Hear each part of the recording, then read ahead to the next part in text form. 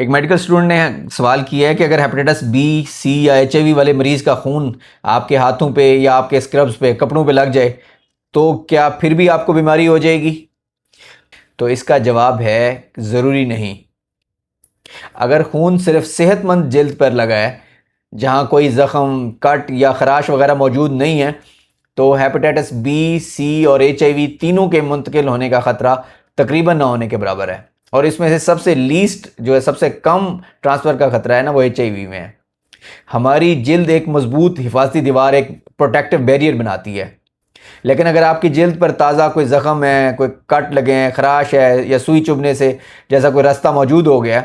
یا خون آنکھ میں، ناک میں یا منہ جیسی جھلیوں کے ذریعے کہ میوکس میمبرین میں چلا جاتا ہے تو پھر وائرس ٹرانسفر ہونے کا خطرہ بڑھ سکتا ہے۔ ایک انٹرسٹنگ بات یہ ہے کہ ہیپیٹائٹس بی، سی اور ایچ آئی وی میں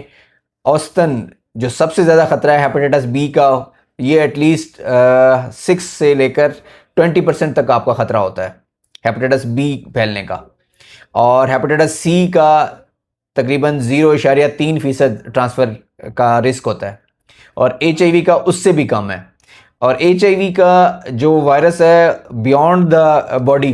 اگر جسم میں موجود نہیں ہے یا کپڑے پہ، تو اس کا ویسے ہی رسک بہت منیمل ہو جاتا ہے، لیکن پھر بھی آپ نے احتیاط لازمی کرنی ہے، اور ہیپیٹائٹس بی کی ویکسین آپ نے لازمی لگوانی ہے۔ شکریہ۔